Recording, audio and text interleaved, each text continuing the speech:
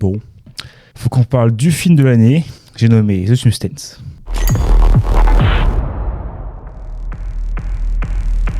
J'avoue, ça fait bien longtemps que je voulais faire une vidéo. Je savais pas trop sur quoi, ni quand. Je tournais un peu en rond, un peu sans rien faire. La preuve, la dernière vidéo date de 10 mois, putain.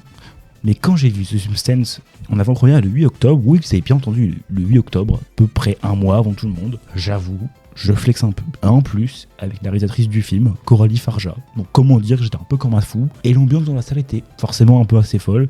Regardez-moi cette tête de débile.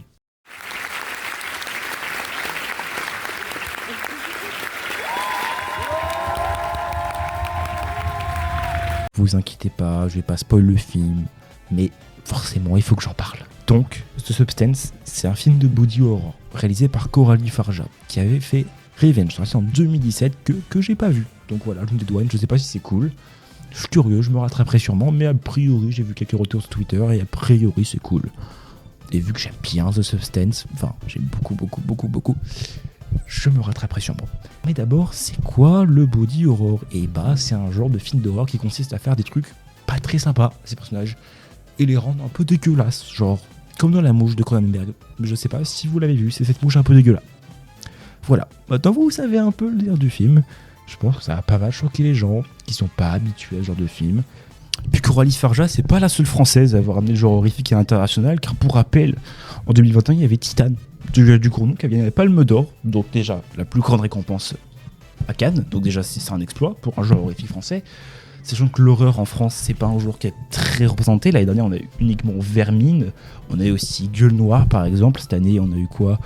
On a eu pas grand chose pour l'instant, j'avoue, de marquant, à part bien sûr The Substance, qui je vais en parler là. Et puis cette année à Cannes quand même, The Substance est parti avec la palme du meilleur scénario, donc c'est à noter. Bon, je vais pas vous mentir, c'est un peu une palme un peu aléatoire au vu du film. Par exemple, Demi Moore mérite largement une palme pour son performance, donc j'espère qu'elle partira avec un Oscar plus tard. Mais du coup, ça parle de quoi, The Substance ? Et ben on suit Elisabeth, qui est jouée par Demi Moore. C'est une actrice qui a son étoile sur Hollywood Boulevard, donc elle est célèbre, sauf qu'elle est devenue vieille. Et puis son patron, du coup, bah, il est pas très content. Son patron s'appelle Harvey, il est joué par Dennis Quaid, qui joue un patron, on va dire, un peu machiste, bien dégueulasse. Tout le long du film, d'ailleurs, va être filmé de manière un peu dégueu, avec des gros plans sur sa bouche quand il bouffe, par exemple. Et justement, bah, ça montre un peu l'horrible visage des hommes, parce que forcément, vous avez compris, The Substance, c'est un peu un film. Un peu, genre vraiment, je dose un peu, c'est un peu beaucoup.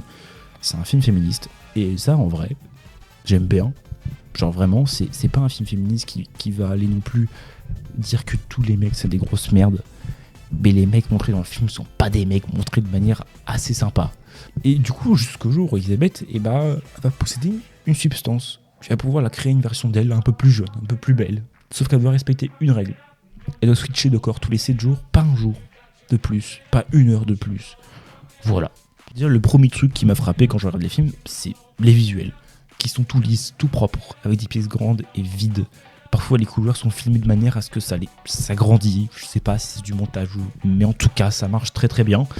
Et puis il y a la pièce centrale du film, la salle de bain, qui est très blanche, très simple. Il y a avec une douche et un miroir, rien de plus.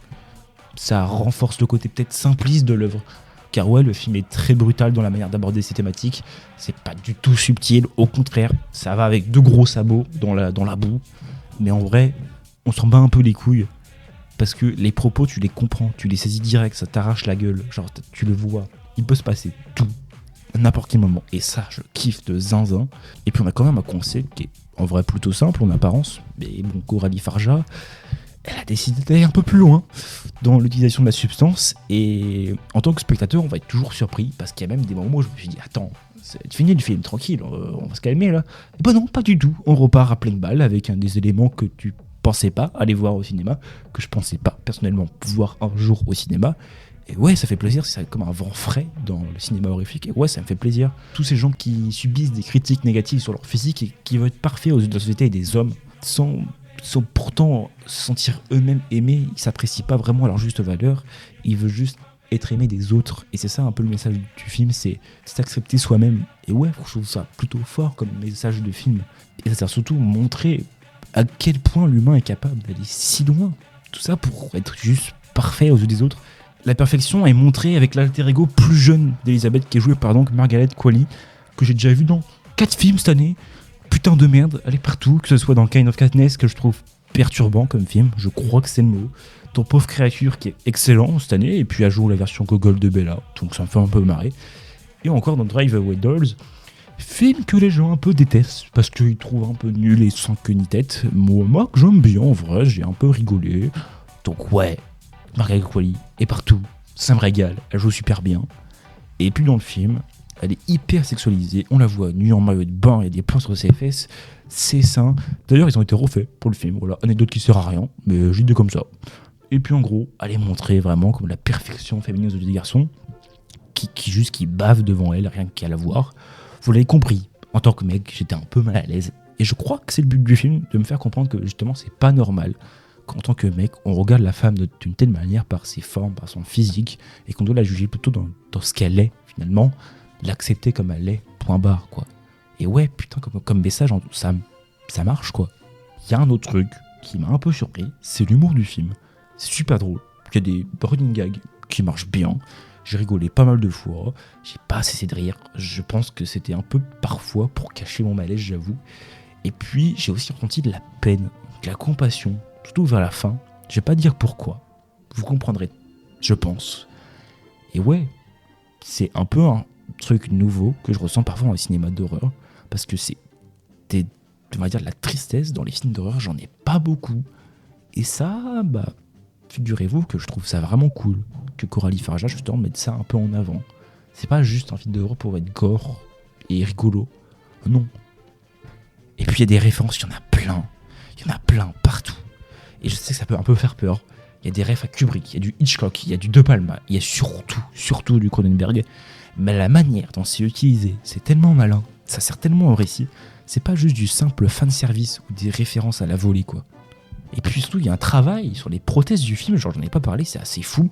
Si vous avez l'occasion de regarder les making-of du film, après avoir vu le film au cinéma, bien sûr, pareil, faut qu'on parle du son, le film, putain, qu'est-ce que c'est puissant, genre je me suis senti totalement embarqué par les cris, la musique, le son, on entend tout, quoi. Et ça, j'adore, il n'y a pas de limite, c'est pas censuré. Le son, il t'emporte, genre vraiment, t'es comme dans une bulle. C'est ça la salle du cinéma, je vais définir comme ça. C'est une bulle, c'est une sphère, ça t'épuise. C'est ça, à la fin, je suis sorti épuisé. J'avais l'impression d'avoir été écrasé par un immense rouleau compresseur. Et ouais, le film est tellement riche en termes de montage, il va tellement vite, il va tellement être dynamique. Parfois, il va se poser, il va être plutôt silencieux, le film est pas très bavard par moment. Et t'as pas besoin, tout passe par l'image. Et franchement, en termes de rythme, le film s'envole vers les 30 dernières minutes. Et ça, vraiment, je l'ai pas vécu beaucoup au cinéma, on va dire les 30 dernières minutes. Il y a des images qui vont me marquer à vie, je pense. Et ouais, putain, c'est vraiment une expérience de Substance et je vous conseille. C'est cool, genre vraiment, c'est cool, ça permet de diversifier un peu le cinéma français. J'aime bien les propositions fortes, un peu comme ça, qui sortent un peu des normes. Donc ouais, je suis content. C'est pour moi le film de l'année. Le film qui a marqué le plus. L'expérience que j'ai vécue était folle. C'est pour moi peut-être la meilleure expérience que j'ai vécue de ma vie en salle.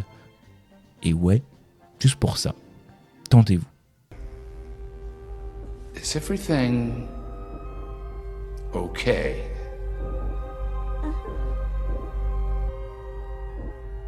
So smile!